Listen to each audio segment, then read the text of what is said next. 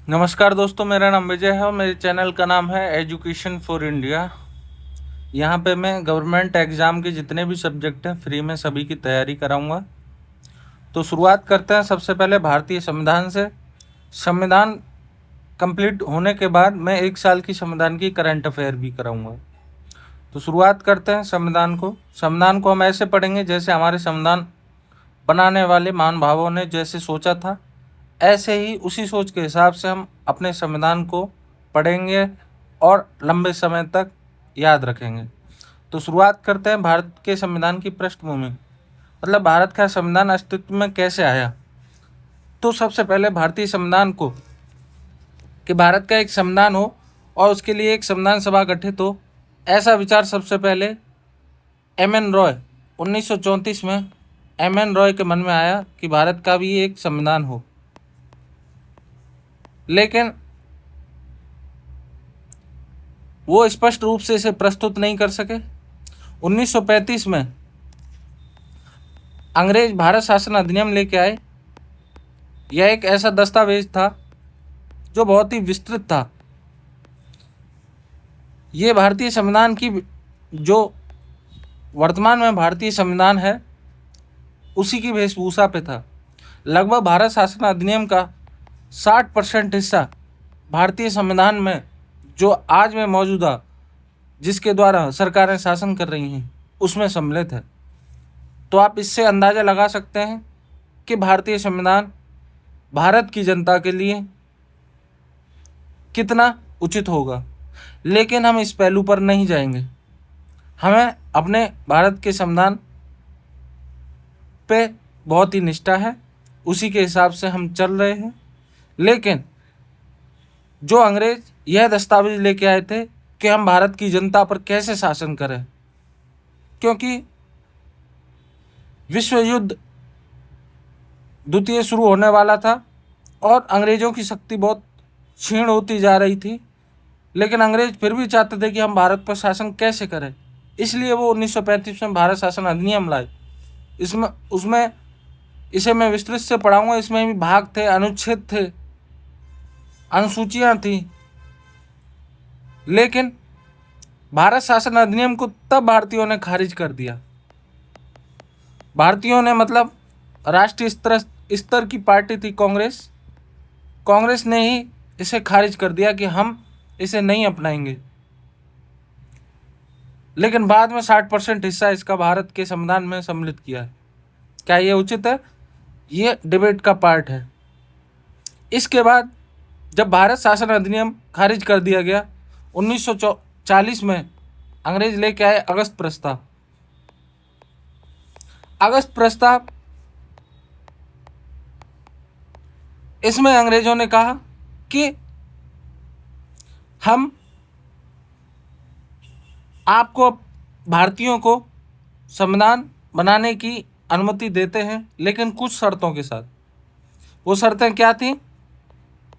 वो शर्तें थी कि सरकार आप ही की रहेगी, सरकार आप ही बनाओगे, लेकिन भारत डोमिनियन स्टेट रहेगा। डोमिनियन स्टेट का मतलब कि सर्वोच्च पावर अंग्रेजों के पास रहेगी, सरकार भारतीयों की रहेगी, लेकिन भारत को ब्रिटेन के डोमेन में रहना होगा। लेकिन भारतीयों को मालूम हो गया था कि अंग्रेज कमज़ोर हो गए हैं। हमको अब भारत के लिए पूर्ण स्वराज चाहिए, पूर्ण प्रभुत्व संपन्न देश चाहिए, ऐसा राष्ट्र चाहिए जो अपने निर्णय स्वयं ले, किसी के दबाव में ना ले। डोमिनियन स्टेट की वजह से भारतीयों ने अगस्त प्रस्ताव को खारिज कर दिया। इसी के तहत 1942 में अंग्रेज फिर लेके आते हैं क्रिप्स मिशन लेके आते हैं अंग्रेजों ने इसमें थोड़ा सा सुधार किया। जो भारतीयों से कह रहे थे कि कुछ शर्तें रहेंगी कि आप भारत का संविधान बनाइए, इसमें बिना शर्त के आप अपनी भारत की संविधान सभा बनाइए, अपने तहत अपने कानून बनाइए, जैसा कानून बनाना चाह रहे हैं ऐसा बनाइए, लेकिन शर्तें तो कैंसिल कर दी, लेकिन एक शब्द फिर भी जारी रखा, डोमिनियन स्टेट, कि भारत डोमिनियन स्टेट ही रहेगा। डोमिनियन स्टेट की बात सुनते ही भारतीयों ने क्रिप्स मिशन को भी खारिज कर दिया कि हमें ऐसा कोई भी लॉ नहीं चाहिए, हमें पूर्ण स्वराज चाहिए, क्योंकि 1929 में पूर्ण स्वराज की मांग लाहौर अधिवेशन से ही हो चुकी थी। जवाहरलाल नेहरू ने इससे पहले बाल गंगाधर तिलक जी ने भी बोली थी, वो हिस्ट्री का विषय है, वो हम हिस्ट्री में पढ़ेंगे। डोमिनियन स्टेट नहीं चाहिए था हालांकि। बस इसके बाद अंग्रेज हताश हो गए, तो 1946 में अंग्रेज लेके आते हैं कैबिनेट मिशन।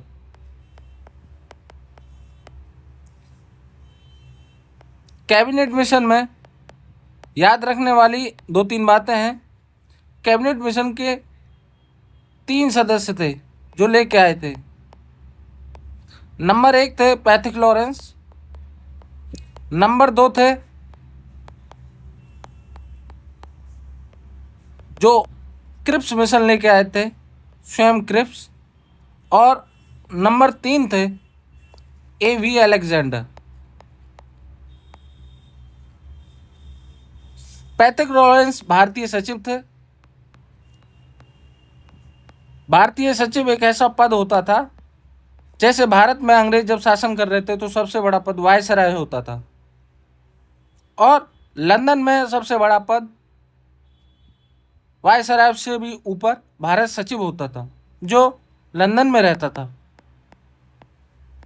जो भारत की विभिन्न प्रकार के कानून बनाने का काम करता था। ये 3 सदस्य आए थे। इन्होंने भारतीयों से डोमिनियन स्टेट ना कहकर पूर्ण स्वराज की मांग को स्वीकार कर लिया। भारतीयों को संविधान सभा गठित करने की अनुमति दे दी, और इसी के तहत जो राष्ट्रीय स्तर की पार्टी थी, मुस्लिम लीग और कांग्रेस, दोनों ने कैबिनेट मिशन की स्वीकृति दे दी। किस कंडीशन पर दी थी स्वीकृति, वो हम समझेंगे। मुस्लिम लीग ने पृथक पाकिस्तान की मांग की, लेकिन कांग्रेस ने पृथक पाकिस्तान की मांग को खारिज कर दिया। जिन्ना ने पृथक पाकिस्तान के अलावा एक और अल्टरनेटिव दिया कि चलो आप पाकिस्तान नहीं दे रहे हो तो मुस्लिमों के लिए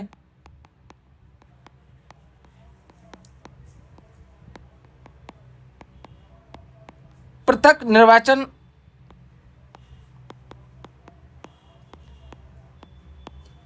निर्वाचन की सुविधा दोगी। जहां मुस्लिम बाहुल क्षेत्र है वहां से मुस्लिम कैंडिडेट ही चुना जाएगा। कांग्रेस ने इसकी स्वीकृति दे दी, और इसी के तहत कांग्रेस और मुस्लिम लीग ने भारतीय 1946 में सभी ने मिलकर कैबिनेट मिशन को स्वीकृति दे दी। कैबिनेट मिशन के तहत ही भारतीय संविधान सभा का गठन हुआ। 389 सदस्यों की भारतीय संविधान सभा का गठन हुआ। 389 सदस्य ऐसे चुने जाने थे जिनमें से 93 सदस्य भारतीय देशी रियासतों से चुने जाने थे। देशी रियासतों का मतलब जो भारत के नवाब थे, राजा थे, 93 सदस्य वहां से चुने जाने थे। 4 सदस्य जो अंग्रेजों के प्रांत थे भारत में, वहां से चुने जाने थे, और 292 सदस्य इनका अप्रत्यक्ष रूप से चुनाव होना था। अप्रत्यक्ष चुनाव होना था। अप्रत्यक्ष चुनाव मतलब कि 10 लाख व्यक्तियों के प्रतिनिधित्व पर एक प्रतिनिधि होगा, ऐसे चुनाव होना था। 4 ब्रिटिश प्रांत कौन से थे ये आप सभी जानते हैं। एक तो दिल्ली था, एक अजमेर था, एक बलूचिस्तान था और एक कुर्ग जो इस समय कर्नाटक में है, कुर्ग था। ये 4 ब्रिटिश प्रांत थे। 4 सदस्य यहां से चुने जाने थे। 292 सदस्यों पे अप्रत्यक्ष रूप से चुनाव हुआ, जहां से 208 सीटें कांग्रेस की आई, 73 सीट मुस्लिम लीग की आई और 11 निर्दलीय जो खड़े हुए थे अन्य,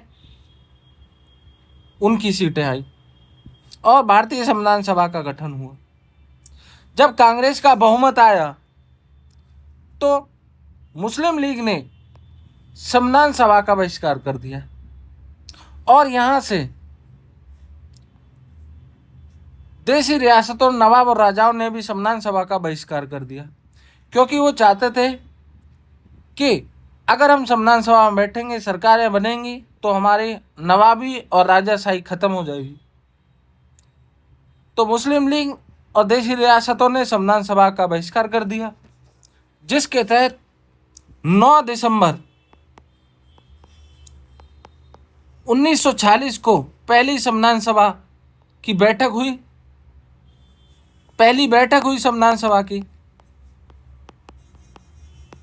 मुस्लिम लीग और देशी रियासतें नहीं आई, तो उसमें कुल 207 सदस्यों ने पहली बार उपस्थित हुए।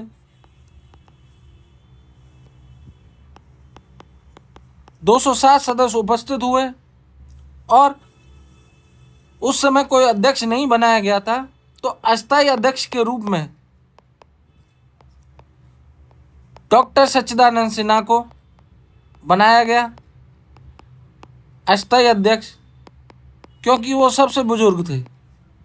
फ्रांस में भी जब संविधान सभा गठित हुई थी पहली बार, तो वहाँ भी सबसे बुजुर्ग व्यक्ति को अध्यक्ष बनाया था। उसी की तर्ज पर डॉक्टर सच्चिदानंद सिन्हा को भारतीय संविधान सभा का पहला अस्थायी अध्यक्ष बना दिया गया। स्थायी नहीं, अस्थायी, ठीक है।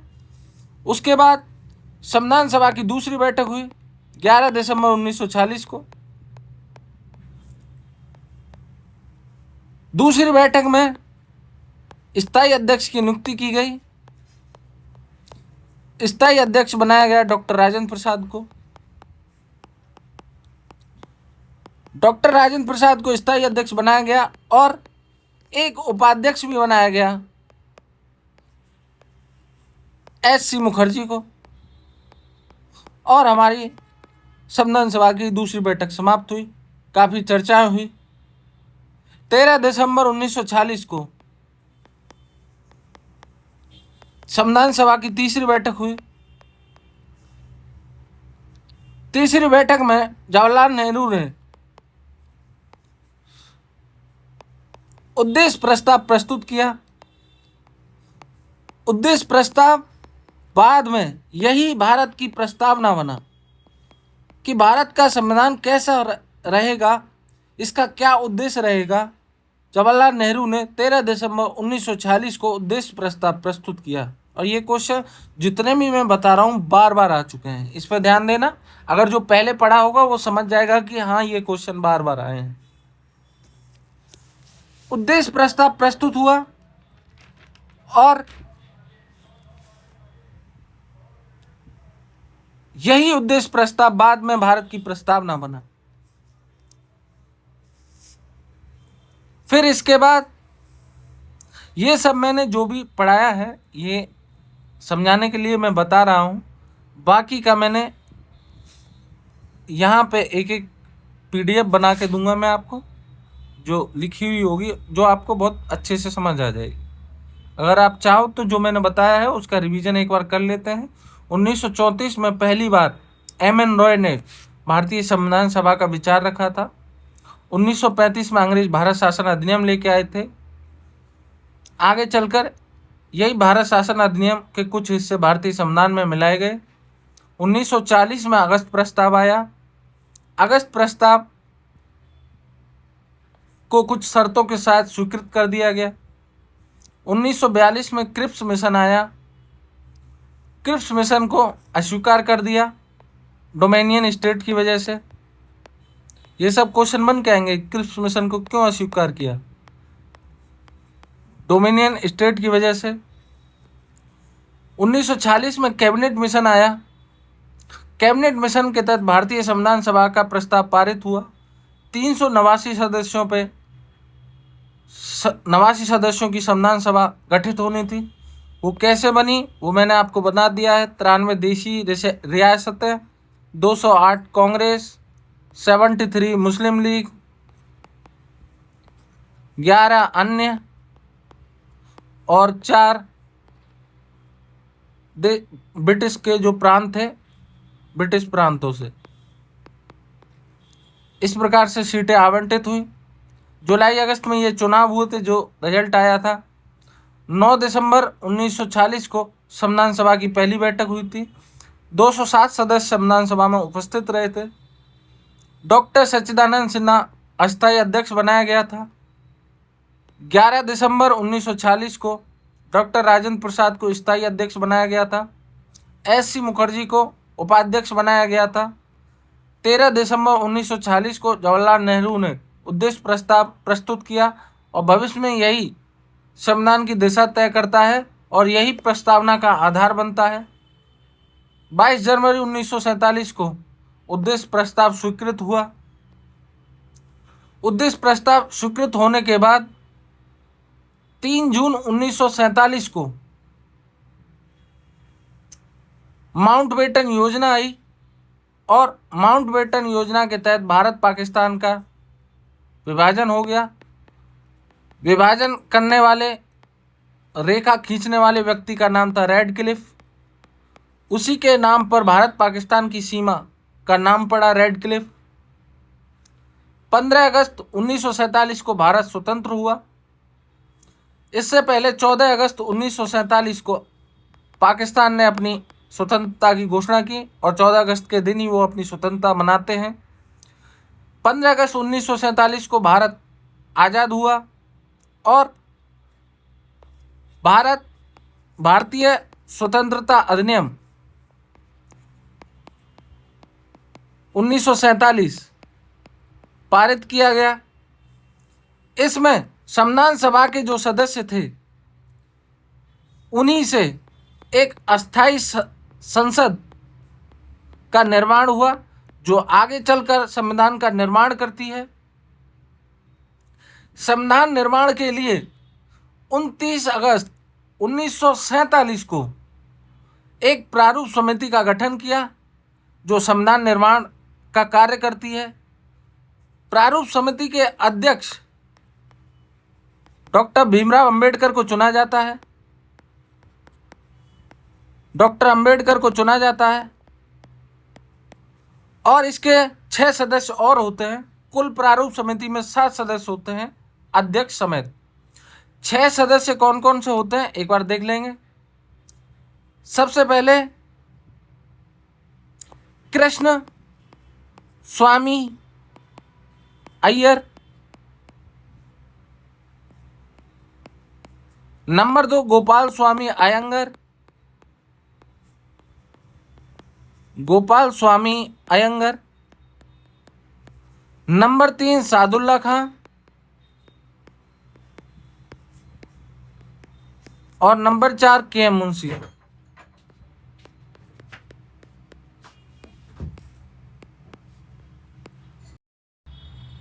दो सदस्य ऐसे थे जो लेटर ऑन एक की मृत्यु हो गई थी और एक चले गए थे।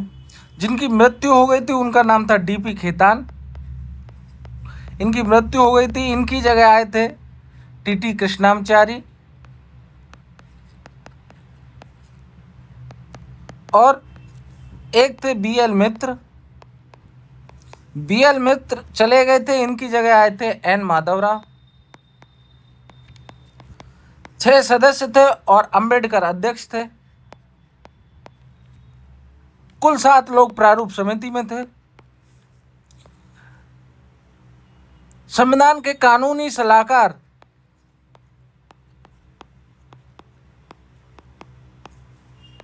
BN राव को बनाया गया। BN राव, इनका पूरा नाम था बेनिगल नरसिंह राव। ये बहुत ही ज्ञाता व्यक्ति थे, कश्मीर के PM भी रह चुके थे, बहुत ही विशेषज्ञ थे कानून के। इन्होंने मॉरिशस के संविधान बनाने में भी महत्वपूर्ण योगदान दिया था। संविधान का निर्माण शुरू हो गया। संविधान निर्माण के लिए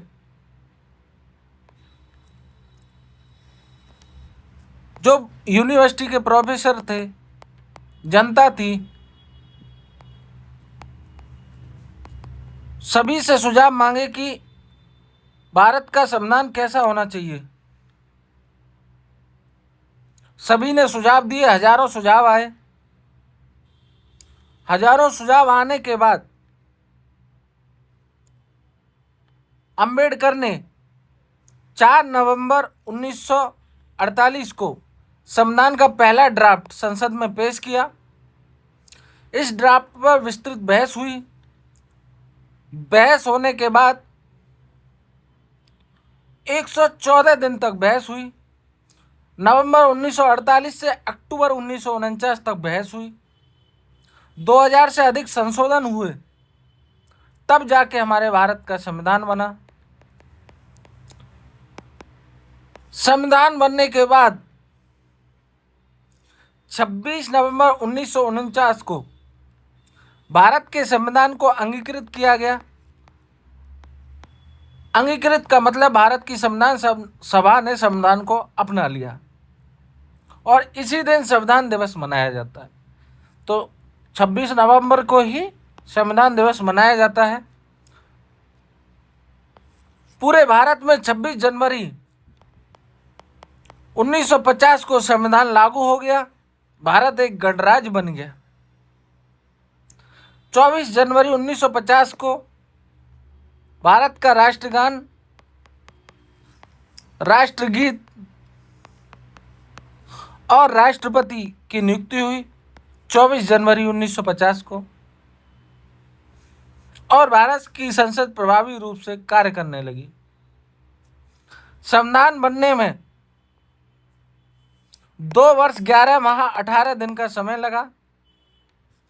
कुल 11 सत्र चले और 11 सत्रों में 165 दिन संविधान सभा ने कार्य किया। कुल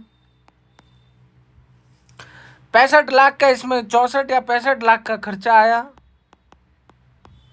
और संविधान एक विस्तृत संविधान बना जिसमें 22 भाग थे, 395 आर्टिकल थे, अनुच्छेद थे और 8 अनुसूचियां थी। और हमारा संविधान बनकर तैयार हो गया। संविधान बनते समय ये 1-2 चीज ये याद रखनी है। संविधान को जो अंग्रेजी में लिखा गया था, अंग्रेजी में लिखने वाले व्यक्ति का नाम था प्रेम बिहारी नारायण रायजादा। इन्होंने संविधान को अंग्रेजी में लिखा था। मूल संविधान हमारा अंग्रेजी में ही लिखा गया है और इसका हिंदी में अनुवाद किया था बसंत कुमार वैद्य ने, या बसंत लाल वैद्य ने, कहीं लाल भी लिखा होगा। बसंत कुमार वैद्य ने इसका हिंदी में अनुवाद किया था।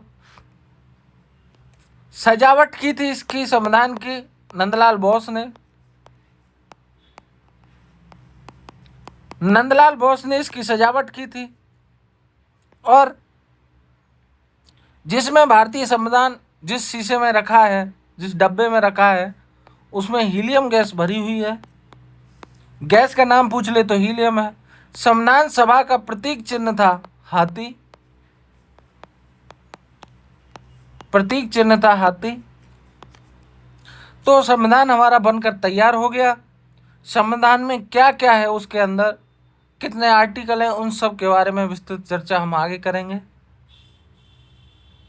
यहीं से इस छोटी सी क्लास को विराम देते हैं और अगला चैप्टर कुछ ही समय में आपको दे दिया जाएगा। पूरा संविधान बाकायदा एक कहानी के रूप में याद करेंगे। अगर आपको कुछ समझ में आया है तो क्लास कंटिन्यू रखना।